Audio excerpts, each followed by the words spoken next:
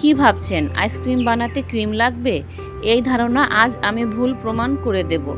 আমের সিজনে আম দিয়ে তো অনেক কিছুই বানিয়েছেন, কিন্তু কখনো কি পাকা আমের সাথে পাউরুটি মিশিয়ে আইসক্রিম তৈরি করেছেন? হ্যাঁ, একদম ঠিক শুনেছেন। কোনো দামি ক্রিম বা কনডেন্স মিল্ক ছাড়াই আজ আমি ঘরে থাকা সামান্য পাউরুটি আর আম দিয়ে বানিয়ে দেখাবো দোকানের মতো তুলতুলে ক্রিমি আইসক্রিম। এই ক্রিমি আইসক্রিমটা মুখে দিলেই মিলিয়ে যাবে। আর এটা বানানো এত সহজ যে ছোট বাচ্চারাও বানিয়ে ফেলতে পারবে। পুরো রেসিপিটা না দেখলে সত্যি অনেক বড় কিছু মিস করবেন। আসসালামু আলাইকুম, আফরোজা কুকিং রেসিপি চ্যানেলে আপনাদের সবাইকে স্বাগতম। আশা করছি যে যেখান থেকে আমার ভিডিও দেখছেন সবাই ভালো আছেন, সুস্থ আছেন। এই তীব্র গরমে ঠান্ডা ঠান্ডা ম্যাঙ্গো আইসক্রিম কার না পছন্দ বলেন? তবে আজকের আইসক্রিমটা একটু স্পেশাল, কারণ এতে আমি ব্যবহার করেছি আমাদের প্রতিদিনের বিকেলের নাস্তার পাউরুটি। পাউরুটি দিয়ে যে এত পারফেক্ট আইসক্রিম হয় তা এই ভিডিওটা না দেখলে আপনারা বিশ্বাস করতে পারবেন না। চলুন তাহলে কিভাবে করে আজকে এই আইসক্রিমটা বানালাম সেই ভিডিওটা আজকে আপনাদের সাথে একটু শেয়ার করি। আশা করছি আমার ভিডিওটা আপনাদের কাছে খুব ভালো লাগবে। আপনারা কেউ ভিডিওটা স্কিপ করে দেখবেন না, তাহলে কোনো কিছুই বুঝতে পারবেন না। আশা করব ভিডিওটা প্রথম থেকে শেষ পর্যন্ত দেখবেন। এখানে দেখতে পারতেছেন চুলার ওপরে একটি কড়াই বসানো হয়েছে, তো এখানে হাফ লিটার পরিমাণ দুধ জাল করে নেওয়া হচ্ছে। এখানে আমি আইসক্রিমের পরিমাণ অনুসারে হাফ লিটার দুধ ব্যবহার করতেছি। আপনারা চাইলে দুধের পরিমাণটা কম বেশি করে নিতে পারবেন। এখানে দেখতে পারতেছেন দুধটা ভালো করে বলক চলে আসার পর এখানে বেশ কিছুটা পাউরুটির পিস আমি কিন্তু দিয়ে দিলাম। তো আমি এখানে 4 থেকে 5 পিস পাউরুটির পিস ব্যবহার করতেছি। আপনারা চাইলে কিন্তু দুধের পরিমাণটা বাড়িয়ে দিতে পারেন, আবার পাউরুটির পরিমাণটাও কিন্তু তখন বাড়িয়ে নিতে পারবেন। তো এখানে আমি আমার আইসক্রিমের পরিমাণ অনুসারে সব কিছু একটু মাপ অনুযায়ী নিয়ে নিলাম। এখানে দেখতে পারতেছেন পাউরুটিটা কিন্তু দুধের সাথে ভালো করে একটু মিশিয়ে দিতে হবে। এটা কিন্তু বেশি প্রেশার ক্রিয়েট করে কিন্তু রান্না করতে হবে না। এই পাউরুটিগুলো দুধের ভিতরে অটোমেটিক্যালি দেওয়ার পর কিন্তু এটা একাই কিন্তু একদম তুলতুলে নরম হয়ে যাবে। আপনারা দেখে বুঝতে পারতেছেন এটা কিন্তু দুধে দেওয়ার সাথে সাথেই কিন্তু একদম নরম হয়ে গেছে। তো এগুলো ভালো করে নাড়াচাড়া দিয়ে একটু মিশিয়ে দিতে হবে।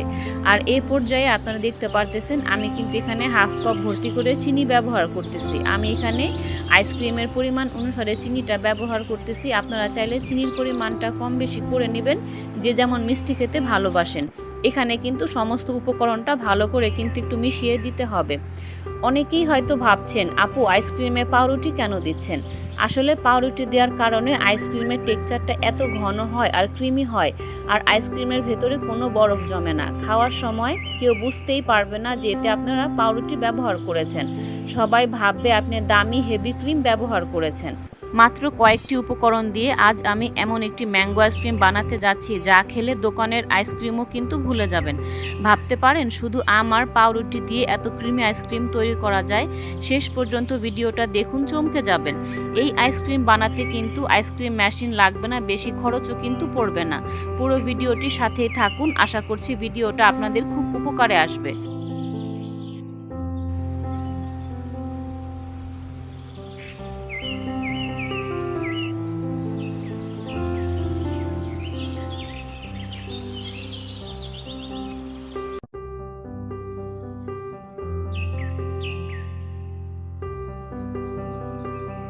এখানে দেখতে পারতেছেন দুধ আর পাউরুটির মিশ্রণটা কিন্তু খুব সুন্দরভাবে কিন্তু আমার জাল দেওয়া হয়ে গেছে। এটা এখন ভালো করে একটু ফ্যানের বাতাসে ঠান্ডা করে নিতে হবে। এটা কিন্তু ঠান্ডা না হলে কিন্তু কোনো কিছু করা যাবে না, তা না হলে কিন্তু পারফেক্ট হবে না।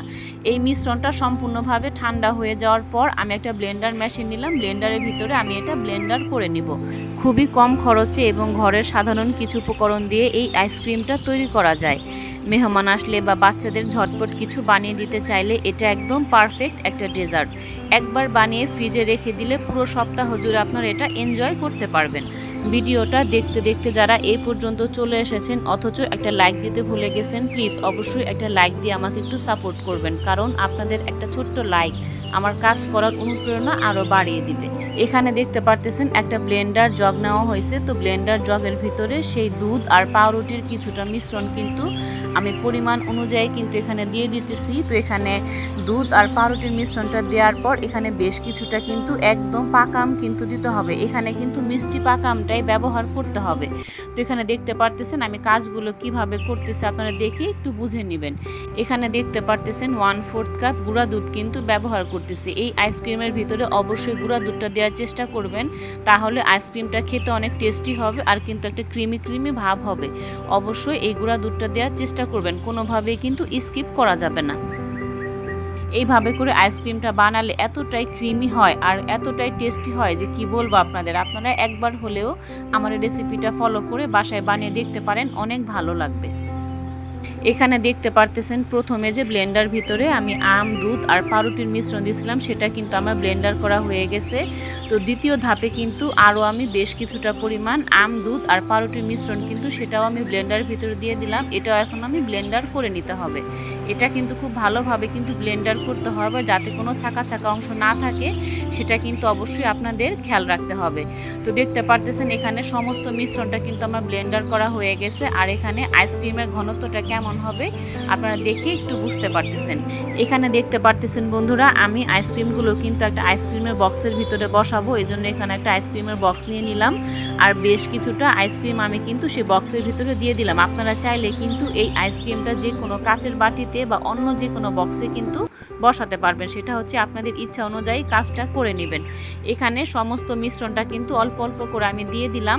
তো এখানে একটা আইসক্রিমের বক্সের ভিতরে কিছুটা আমি দিয়ে দিলাম, আর একটা কাচের বাটির ভিতরে কিন্তু আমি এটা দিয়ে দিলাম। এখানে দেখতে পারতেছেন বন্ধুরা, আইসক্রিমগুলো কিন্তু সেই বক্সের ভিতরে আর বাটির ভিতরে ঢেলে নেওয়ার পর এখানে কিন্তু বেশ কিছুটা আম কুচি দিয়ে কিন্তু আমি আইসক্রিমটা ডেকোরেশন করে নিচ্ছি। তো এখানে ডেকোরেশন করার জন্য আমি এখানে আম কুচি ব্যবহার করতেছি, আর এখানে বেশ কিছুটা বাদাম কুচি আর কিশমিশ দিয়ে ডেকোরেশন করে নিচ্ছি।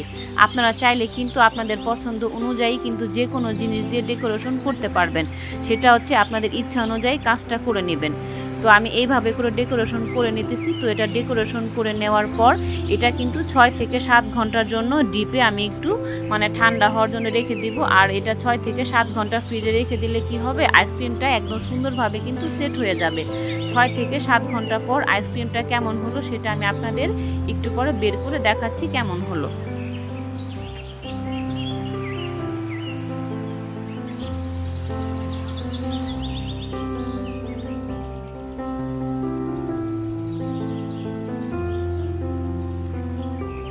পাউরুটি ব্যবহার করার কারণে আইসক্রিমটা একদম ঘন ও ক্রিমি হবে।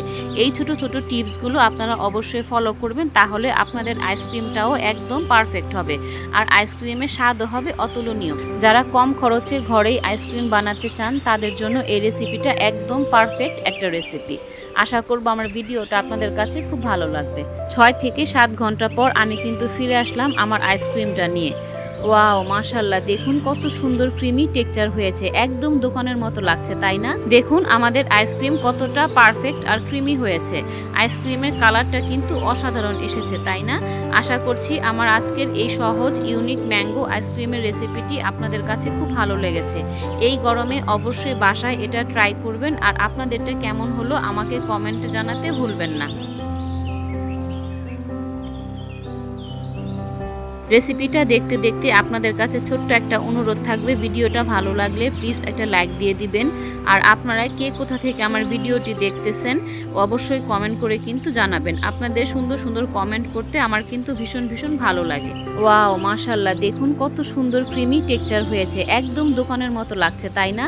আমের প্রাকৃতিক স্বাদ আর মিষ্টি ঘ্রাণ এই আইসক্রিমকে করেছে আরও বেশি মজাদার। 1 চামচ খেলে বুঝতে পারবেন ঘরে তৈরি আইসক্রিম কতটা স্পেশাল হতে পারে। দেখুন আমাদের আইসক্রিম কতটা পারফেক্ট ও ক্রিমি হয়েছে, কালারটা কিন্তু অসাধারণ এসেছে, তাই না? আশা করছি আমার আজকের এই সহজ ম্যাঙ্গো আইসক্রিমের রেসিপিটা আপনাদের কাছে ভালো লেগেছে। তো বন্ধুরা, বলতে বলতে কিন্তু অনেকগুলো কথাই বলে ফেললাম। যদি আমার কথার মাঝে কোনো ভুল ত্রুটি থাকে তাহলে আপনারা অবশ্যই ক্ষমা দৃষ্টিতে দেখবেন। তো বন্ধুরা, আজকে এই পর্যন্তই, আবার দেখা হবে নতুন কোনো রেসিপিতে। সে পর্যন্ত আপনারা আফরোজা কুকিং রেসিপির সাথেই থাকুন। আজকের মতো এখানেই বিদায় নিচ্ছি। সবাই ভালো থাকবেন। আল্লাহ হাফেজ।